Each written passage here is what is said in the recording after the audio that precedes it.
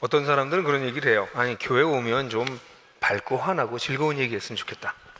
세상 좀 잊어버리고 그랬으면 좋겠다. 그런 얘기를 합니다. 그러나 사실 우리가 살고 있는 세상은 조금 전에 보았던 극단적, 인류의 잔인성이 극단적으로 나타나는 전쟁과 사실 그렇게 다르지 않습니다. 나치 때 나치가 지배하던 저 시대 때 어떻게 사람들이 저럴 수 있을까? 독일 사람들이 어떻게 저럴 수 있을까? 이런 생각을 하기도 하지만 사실 일본 사람들이 지난 근세 이 동아시아의 근세사에서 저질렀던 만행이 얼마나 끔찍했던가 생각해 보면 뿐만 아니라 또 우리 한국 사람들이 베트남 전쟁에 가서 저질렀던 그런 만행들을 보게 되면 인간들이 가지고 있는 이 잔인성, 뭐 그것뿐인가요? 사실은 이데올로기로 남북이 갈라져서 우리 이 반도 땅에서 벌어졌던 끔찍한 일들을 생각하면 인간이란 참 잔인하기 그지가 없습니다. 그리고 이런 전쟁이라고 하는 이런 난세, 이 끔찍한 세상은 사실 지금 일어나고 있는 것 같지 않아 보이지만 지금도 사실은 저렇게 극단적 모습이 아닐 뿐 현대 사회에서도 여전히 일어나고 있지 않나 생각을 합니다. 여러분들 정치판을 한번 보십시오. 요즘 정치판 시끄럽습니다. 근데 이 시끄러운 정치판이 오늘만 그렇습니까? 요즘만 그렇습니까? 계속 그렇습니다. 끔찍한 싸움과 정쟁과 비리와 이런 것들이 끊이지 않습니다.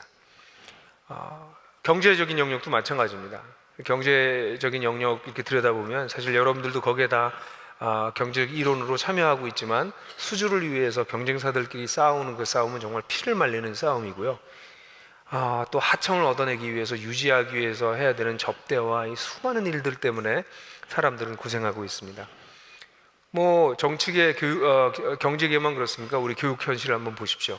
1, 2점 차이 때문에 아이들이 떨어져서 자살을 하고 죽고 이런 끔찍한 일들이 우리 사회에서 벌어집니다. 어제도 딸하고 어디 우연히 가다가 옆에 지나가던 아줌마 그 초등학교 아이의 대화를 들었습니다. 대화를 다 듣진 못했지만 지나가는 말로 엄마가 아이한테 말했습니다. 넌 그렇게 당하면 안 돼. 너도 당할 때는 똑같이 해줘야 돼. 아니면 더 세게 하든지. 이렇게 얘기를 하면서 지나가는 걸 들었어요. 세상을 살아남기 위해서는 그렇게 세져야 되고 받은 것보다 그 이상으로 되돌려 줘야 된다고 가르치고 있는 젊은 엄마를 보면서 아이들한테 싸우는 법을 가르치는, 잘 살아남는, 자기를 보호하기 위해서 싸워야 되는 것을 가르치는 세상을 마주하게 됩니다.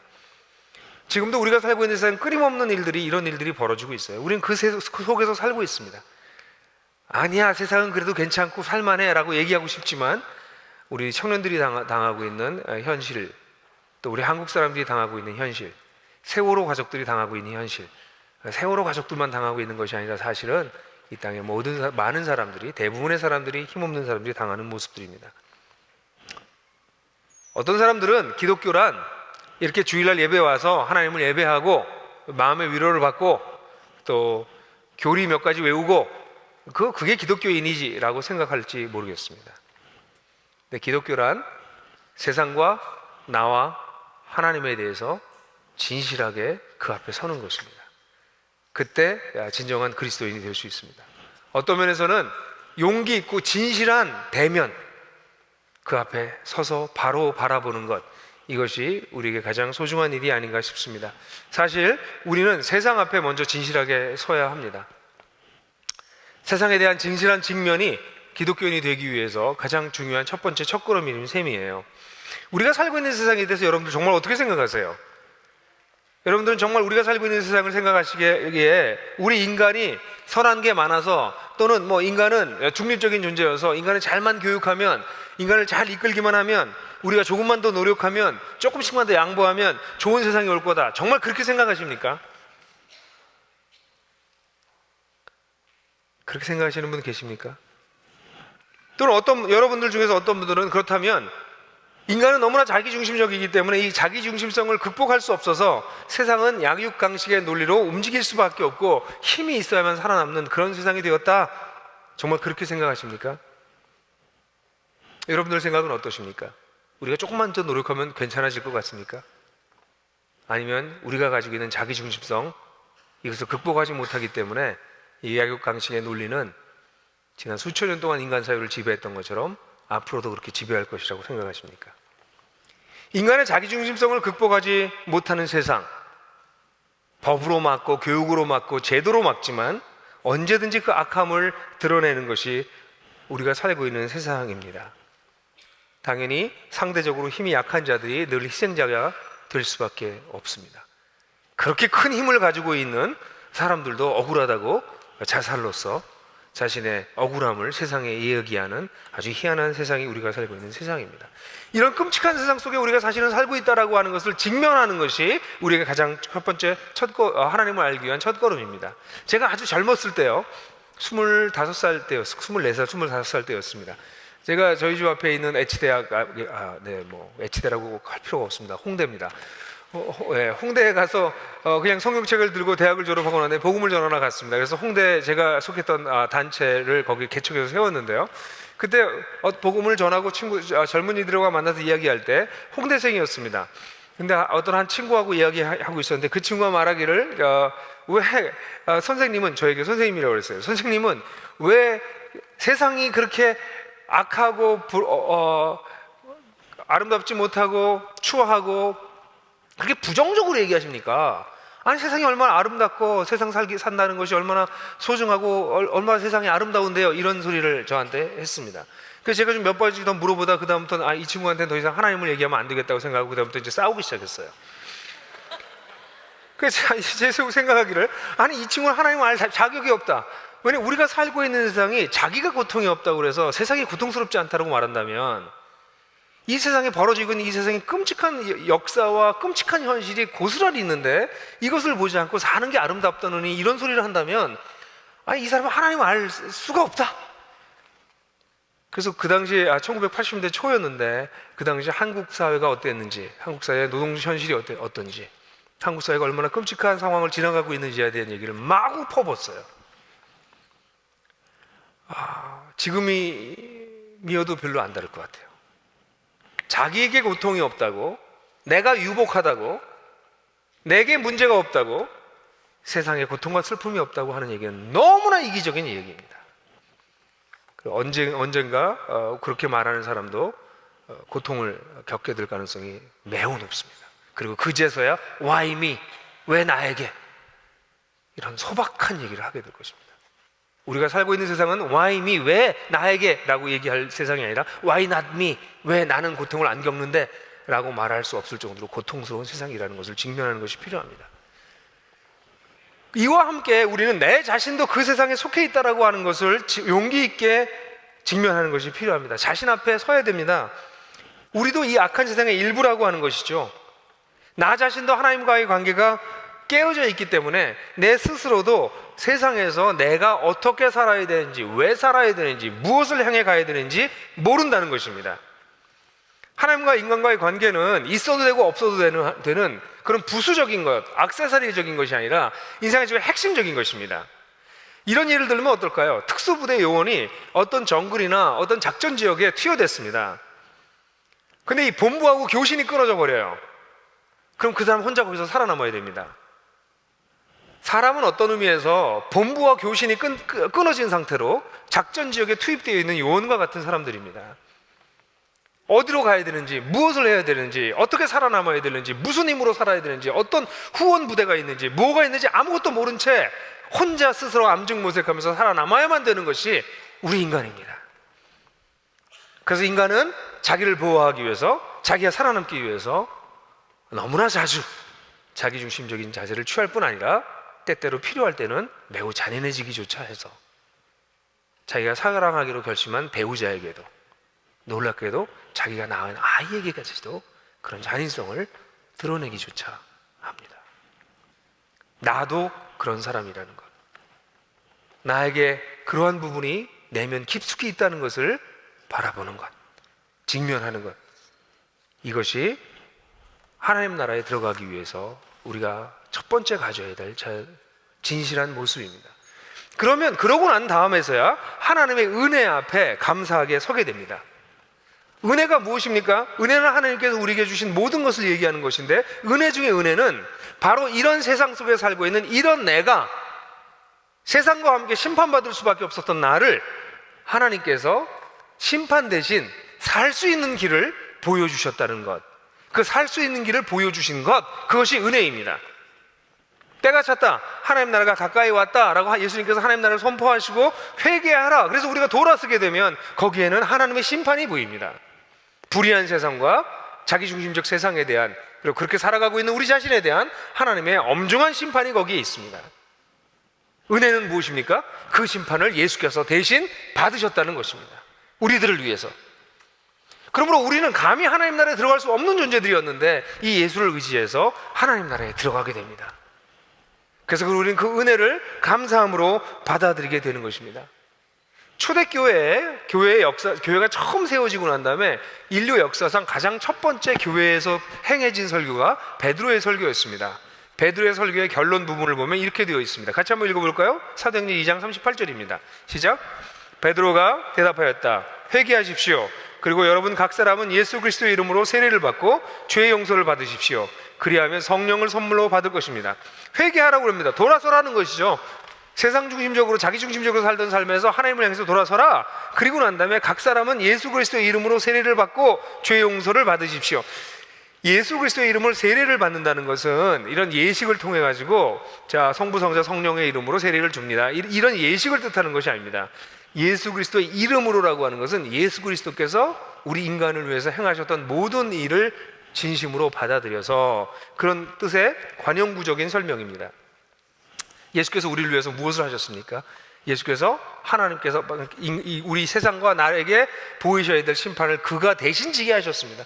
예수의 이름이라고 하는 것은 바로 나를 위해서 대신 돌아가신 그 예수를 믿는다는 것입니다. 그 하신 일에 의지한다는 것입니다.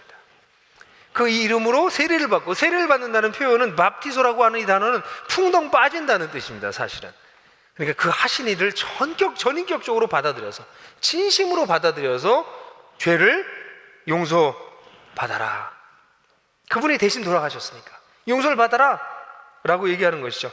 그러니까 하나님의 은혜 앞에 감사함으로 선다는 것은 그를 하나님을 향해서 돌아서서 예수께서 하신 일을 의지하고 그것을 충분히 받아들여서 죄의 용서를 받고 그의 나라 속으로 들어가는 것, 하나님 나라로 들어가는 것을 뜻하는 것입니다. 이때 우리가 결단을 하게 돼요. 이런 진정한 직면이 있고 난 다음에야 결단이 자연스럽게 나올 수밖에 없습니다.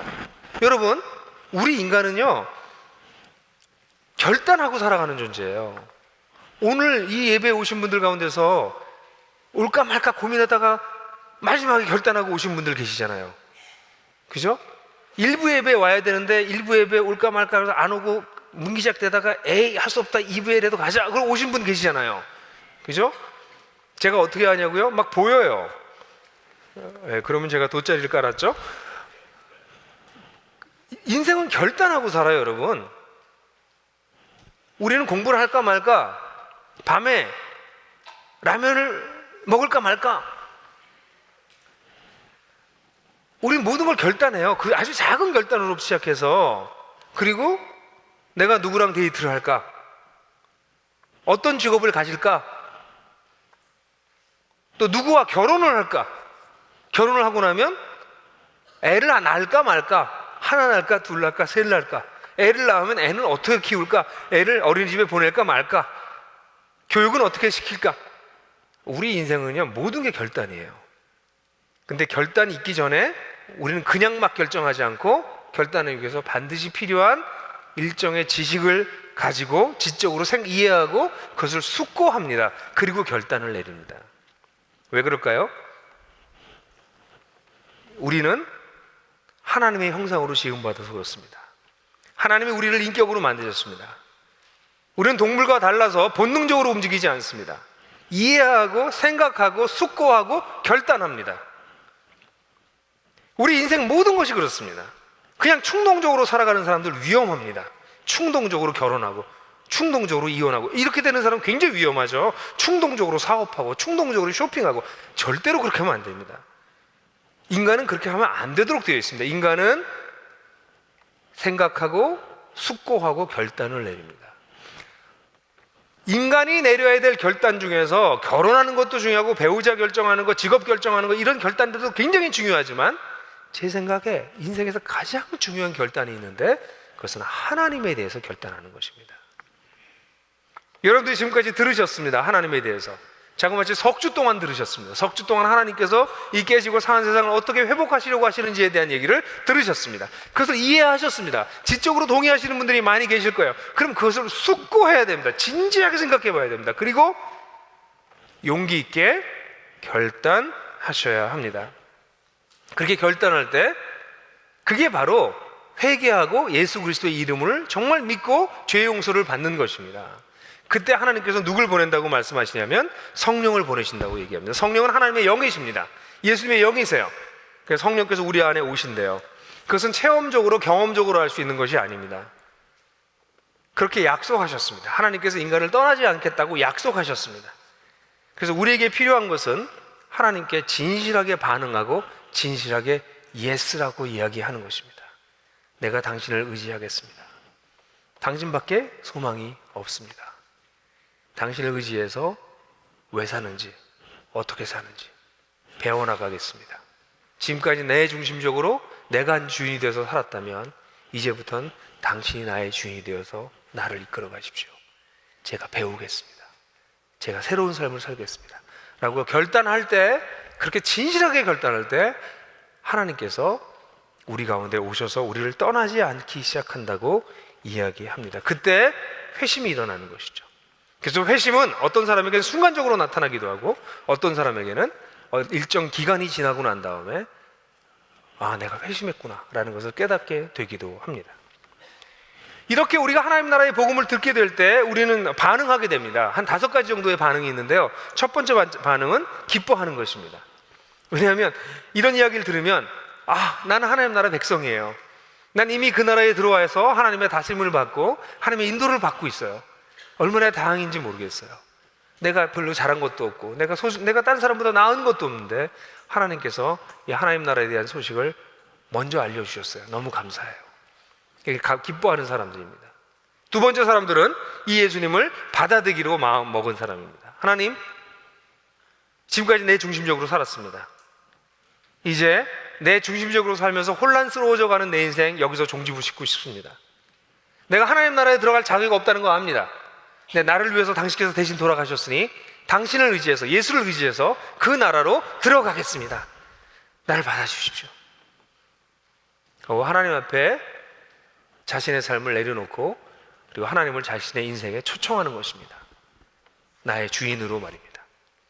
그게 리시브 하는 것입니다. 그리고 어떤 사람들은 나는 과거에 그렇게 예수님을 내 주인으로 모셔드리고 그리고 예수님을 따라 살았던 하나님 나라 백성으로 살았던 삶의 여정이 있었는데 인생을 살다가 유혹을 받거나 또는 하나님 따라가는 것이 어렵다고 생각해서 어려움 때문에 내가 세상으로 다시 돌아갔다라는 것을 느낄 때가 있습니다. 여러분들 가운데서 혹시 그런 분들 계시지 않으세요? 그래요. 나는 이전에 분명히 주님을 따랐던 적이 있어요. 주님이 나의 주님이셨어요. 난 그분을 사랑한다고 고백했고 나는 그 나라의 백성이었어요. 근데 살아가다가 어느 순간부터 나는 더 이상 그를 따라가지 아니하고 세상을 쫓아가는 삶을 살았던 것이 보여지면 그때 여러분들이 해야 될 것은 리커밋입니다. 재헌신하셔야 됩니다. 하나님, 저를 용서해 주십시오. 제가 어리석었습니다. 당신께 다시 돌아갑니다. 리커밋 하는 것이 필요하죠. 그러나 어떤 사람들은 이런 이야기를 듣고도 난 충분하지가 않아요. 좀 더 생각해 봐야 되겠어요. 그래서 탐구를 선택하는 사람들도 있습니다. 그런데 여러분들 기억하십시오.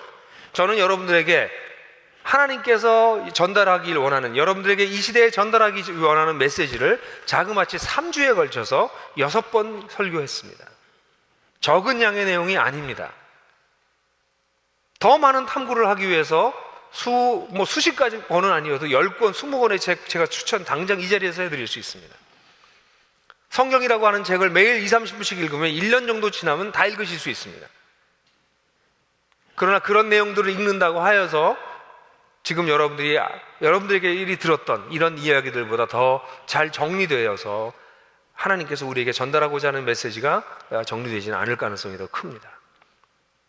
아마 여러분들은 지금 충분할 정도의 지식을 가지셨을 거라고 생각을 해요. 물론 어떤 분들은 이런 얘기를 듣고 아예 거절하는 분들도 있습니다. 나는 하나님이 계시다고 믿지도 않고 예수는 조작된 인물이고 초대교회가 만들어낸 인물이지 그걸 어떻게 믿어요 진짜로?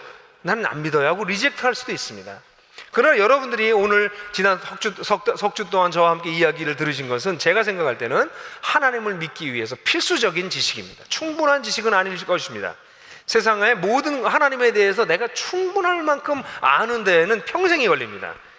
아니요, 저는 평생 주님을 따라왔지만 아직도 하나님에 대해서 모르는 게 너무 많습니다. 저는 충분한 지식을 가지고 있지 않아요. 그러나 우리는 늘 그랬듯이 우리에게 필요한 필수적인 지식을 갖고 결단을 합니다. 여기 결혼한 분들 계실 텐데요, 배우자를 다 알고 결혼하는 사람은 없습니다. 불가능합니다. 이 정도의 지식이라면 내가 이 사람을 내 배우자로 택할 수 있겠다라는 필수적인 지식을 가지고 결단하는 것이죠. 이 시간 지난 석주 동안의 메시지를 요약한다면 이런 것입니다. 하나님은 이 깨지고 상해서 자기중심적으로 돌아가고 있는 세상을 바라만 보시고 내버려 두지 않으셨습니다. 이걸 회복하려고 애를 쓰셨습니다. 그리고 마지막으로 하나님께서 때가 차서 역사 속에 실제로 개입해 들어오셨습니다. 그분이 예수 메시아이십니다. 메시아이신 예수는 이 땅에 오셔서 세상을 심판하시고 세상을 회복하는 일을 시작하셨어요. 그리고 그 예수님은 인류의 역사 속에 개입하시듯이 우리 개인의 인생에도 찾아오십니다. 이런 예배 시간을 통해서, 설교를 통해서, 책을 읽는 것을 통해서, 여러분 개인 성경을 읽는 것을 통해서, 친구와 대화하는 동안에 여러분들의 삶을 살면서 어떤 사건을 통해서 하나님은 여러분들을 찾아가십니다. 그리고 하나님께서 여러분들을 위해서 하셨던 일들이 무엇인지를 알려주십니다. 이런 하나님이라고 보여주십니다. 그리고 하나님 말씀하세요. 내가 너를 사랑한다. 네가 이 세상에서 살아남을 수 있는 방법은 네가 중심이 되어서 살아가는 이 세상의 방식이 아니라 내가 주인이 돼서 살아가는 방식이다. 나의 나라로 돌아와라. 내가 돌아올 자격이 없지만 돌아올 길을 내가 내 아들을 통해서 열었으니 그 예수를 믿고 나에게로 돌아와라. 그리고 나를 이제부터 새로운 삶을 살아라. 그리고 이 깨지고 상한 세상을 나와 함께 회복하자꾸나. 하나님께서는 그렇게 우리들을 초대하고 계십니다. 오늘 이 시간에는 여러분들하고 같이 옆 사람하고 대화하는 시간을 안 갖고요, 이 시간에 좀 숙고하는 시간을 좀 가져보려고 해요. 같이 한 2번 정도 침묵하는 시간을 갖겠습니다. 그리고 여러분들이 각자 기도하는 시간을 좀 가지려고 해요. 이따가 대화하는 시간은 이따가 2번째 설교 끝나고 난 다음에 대화하는 시간을 좀 가질 생각입니다. 이 시간에 우리 같이 좀 편안한 자세로 앉으시고요. 여러분들 너무 편안해서 주무시지 마시고요. 편안한 자세로 좀 우리가 들었던 내용을 조용히 좀 숙고해보는 그런 시간을 갖도록 하겠어요. 아마 종이 울릴 텐데 2분 정도 시간을 드릴 거거든요. 근데 2분이 생각보다 굉장히 긴답니다. 그러니까 2분 동안 여러분들 한번 생각해 보시기 바라는데, 첫 번째는 세상과 나에 대해서 좀 생각해 봅시다. 우리가 살고 있는 세상이 어떠하고 그 속에 사는 나는 어떤 모습으로 살아가고 있는지에 대해서 정말 진정으로 나는 도대체 이 세상을 어떤 모습으로 살고 있는지, 나의 중심성은 심각한 문제를 가지고 있지 않는지 조용히 생각해 보는 시간을 2분 동안 갖겠습니다. 종이 울리면 시작하셔서 종 다시 울릴 때까지 2분 동안 조용히 하나님 앞에서 숙고, 명상, 묵상하는 시간을 갖도록 하겠습니다.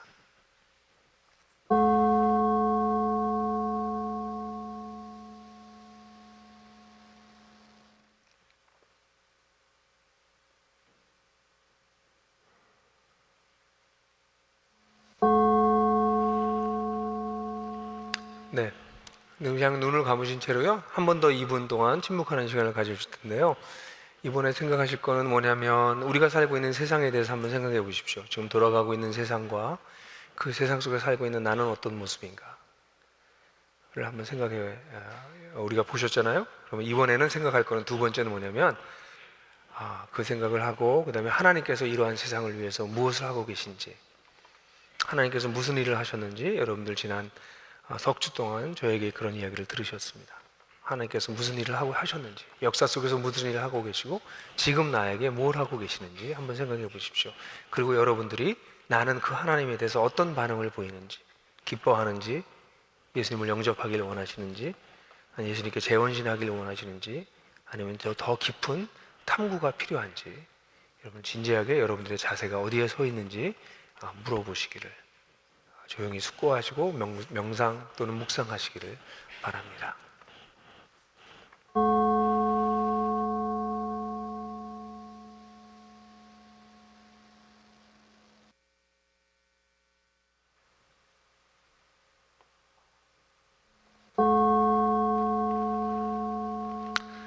네, 이제 여러분들에게 한 2분 정도, 3분 정도 여러분들 이 시간에 기도하는 시간 드릴 거예요. 지금까지는 옆 사람하고 얘기하셨지만 오늘 이 시간에는 우리 각자 한번 기도해 봅시다. 여러분들 그 강의안을 보면 강의안에 나는 지금 어떻습니다. 5가지 반응 중에 하나를 택할 수 있도록 써 있고요. 그다음에 짧은 기도문이 있어요. 거기다 기도문을 쓰셔도 좋고, 아니면 여러분 스스로 이 시간 기도하십시오. 하나님, 저의 상태는 지금 이렇습니다. 저는 기뻐합니다. 저는 재헌신합니다. 저는 영접하고 싶습니다. 저는 더 깊은 탐구가 필요합니다. 어떤 것을 선택하시든 선택하셔서 이 시간에 같이 좀 각자 기도하는 시간 갖겠습니다. 그래서 그 기도문을 쓰시기도 하시고 또 기도하시기도 하시고, 그렇게 해서 여러분들한테 3분 정도 시간을 드릴게요. 많이 드리지 못해서 죄송해요. 그러나 짧은 시간이지만 같이 하나님께 기도하는 그런 시간 드리겠습니다. 종이 울리고 다시 3분 후에 종이 울릴 겁니다. 그때까지 여러분들 하나님 앞에서 진실하게 고백하고 하나님 앞에 나아가는 시간을 가지시기 바랍니다.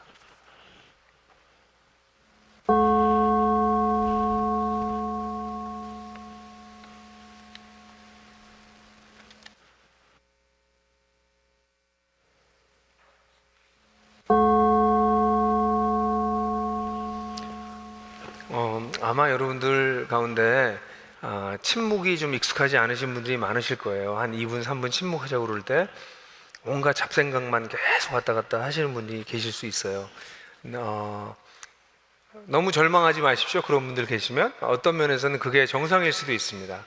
우리가 일상을 살면서 조용히 앉아서 자기 자신에 대해서, 자신의 인생에 대해서, 그리고 우리가 믿고 있는 하나님에 대해서, 세상에 대해서 이렇게 생각해보는 시간이 없어요. 잠시도 가만히 있지 못하게 만드는 세상 속에 있기 때문에 우리는 어떤 면에서는 정신을 딴 데 다 뺏기고 살다가 나 혼자 조용히 정신 좀 차리고 있으려고 그러면 그게 안 되는 거죠. 그래서 사실 우리 기도하는 일들은 사실은 세상에서 정신 뺏긴 것을 다시 돌려받는 시간입니다. 정신 차리고 하나님 앞에서 내가 어떻게 살지를 곰곰이 돌아보는 그 시간이 사실은 기도하는 시간이죠. 그런 시간을 같이 가질 수 있어서 감사하고요. 너무 조용해서 조금 걱정이 되신 분도 계시지 않으셨어요? 예전에는 한번 교회에서 같이 기도회를 하는데 밤에 다 같이 침묵으로 기도하자고 그랬더니 조용히 침묵하고 있었는데 어느 순간 한쪽 곳에서 드르렁 하는 소리가 나가지고 모든 사람이 긴장했어요. 그랬더니 옆에 있던 한 형제가 아멘 그래서 그 분위기를 다시 부드럽게 만들어주긴 했지만 우리가 침묵에 익숙하지 않은 게 사실입니다. 영상이 도움이 되셨다면 지금 다른 분들과 공유해 보세요. 그리고 하나복 채널을 구독하시면 저희가 새로운 영상을 계속 업데이트하는데 그것을 먼저 만나보실 수 있습니다.